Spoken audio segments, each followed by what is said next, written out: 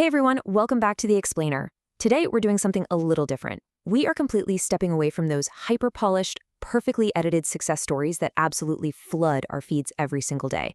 Instead, we're going to deconstruct something that's honestly incredibly rare these days, a raw, totally unfiltered diary entry from someone at the absolute, literal beginning of their journey. If you've ever felt just completely suffocated by the toxic perfection of modern hustle culture, or, if you've ever struggled just to get the ball rolling, this explainer is exactly what you need. We're breaking down the true anatomy of a real day one. It's messy, it's honest, and by the end of this, I promise you're going to feel incredibly validated. So let's get into it. Okay, so let's jump right into this powerful hook. The author kicks off their documentation with this line, a name that perhaps no one has known till today. I mean, wow, just think for a second about the sheer courage it takes to start documenting your journey when literally nobody is watching, and to just bluntly admit that the reason you're unknown is, well, probably your own doing. There's no dramatic origin story here, right? No crazy inciting incident. It's just this quiet, really humbling realization that every household name, every major success story has to start somewhere in the shadows.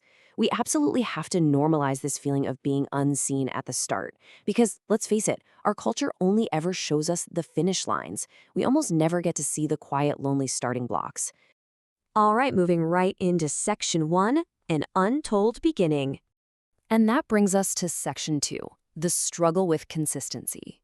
Now, this brings us to probably the most universal, deeply relatable battle any of us face when trying to build a new habit, the number 2. There is such profound, almost funny honesty behind this number.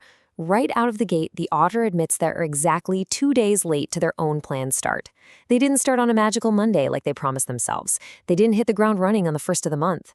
Nope, they faltered. Consistency is a huge struggle for them. And honestly, how often do we completely abandon our goals just because we missed some totally arbitrary deadline we set for ourselves in our heads? And this right here perfectly illustrates the mental shift you actually need to make to beat procrastination. The author makes a crystal clear choice. They realize that starting late is fundamentally, unequivocally better than never starting at all. I mean, it sounds so obvious when you say it out loud, right? But in our own heads, our perfectionism screams at us that if we can't do it perfectly on time, we might as well just scrap the whole thing. The author totally shatters that illusion right here on their very first day. Let's transition over to Section 3, Routine and Distraction. So this is where we pit the idealized, perfectly productive day against the gritty reality of what actually happens when it's time to do the work. Look at this timeline. The day kicks off with a super ambitious 4:30 a.m. wake-up. But check out the reality of it. It's not some burst of boundless superhero energy. It's groggy, it's filled with sleepy eyes, a solid dose of laziness, and unfulfilled dreams. They manage to push through a workout, they sit down to study, basically searching for hope in their textbooks. But then, bam, mid-afternoon rolls around and reality hits hard. The focus completely shatters, and they get massively distracted. And here's the absolute best part.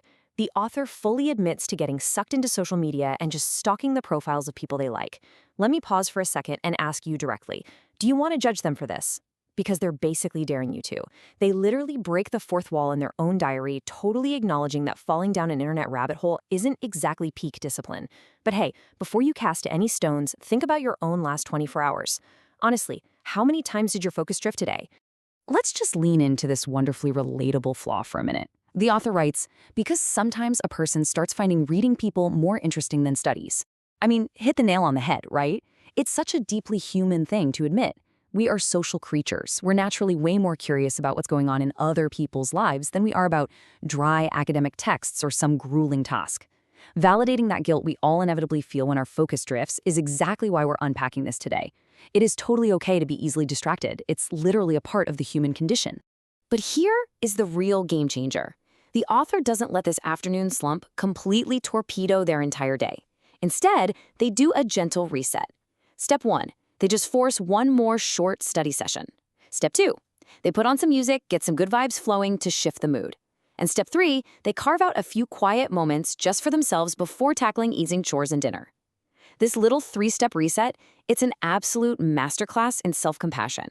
They didn't beat themselves up for losing focus, they just gently grabbed the steering wheel and redirected the ship. And how does this incredibly real day finally end? With this, yet another attempt to sleep early. The author even notes that this is basically a running joke in their life at this point, a goal they've been failing at for months. And spoiler alert, it remains just an attempt today, too. Again, this completely dismantles that ridiculous myth of the robotically disciplined routine. Here they are, harboring these grand ambitions, while still struggling with the absolute basics of sleep hygiene right alongside the rest of us. Which brings us to our final part, Section 4, Not Giving Up. This is where the author, and honestly, us too, gets to completely redefine what a successful day one actually means. The author reminds themselves of this fundamental truth. Winners aren't those who never fall. Winners are those who get back up every day. Listen, true resilience has absolutely nothing to do with maintaining some flawless, unbroken streak of perfect days. It's not about jumping out of bed at 4:30 a.m. with a massive grin and studying for 10 hours straight without ever glancing at your phone. It is simply about getting back up every single day, even when yesterday was a distracted, messy, late-starting disaster. Let's just totally strip away all those toxic expectations for a second and look at what is explicitly missing from this day. No big achievement, no incredibly proud moment to go flex on LinkedIn or Instagram, zero fireworks. It was literally just a quiet, somewhat sloppy, deeply normal day of trying. And in a world that constantly screams at us to showcase visible excellence 24/7, just admitting that today was profoundly ordinary, that's actually pretty radical. But despite the late start, despite the grogginess, the social media stalking, and the complete lack of any grand applause-worthy achievement, there is one undeniable fact they can hang their hat on. They didn't give up. That is the ultimate profound takeaway here. For day one, simply refusing to quit, just staying in the arena, is entirely 100% enough. The author signs off their entry with the absolute certainty that the story has just begun. They are moving from unknown to known, one beautifully imperfect day at a time. So I want to leave you with this. Think about that big project you've been putting off because the conditions aren't perfect yet. Think about that habit you just threw away because you messed up one day. The story has just begun. What does your day one look like? Honestly, I hope it's wonderfully, authentically messy. Thanks so much for joining me on this explainer, and I'll catch you in the next one.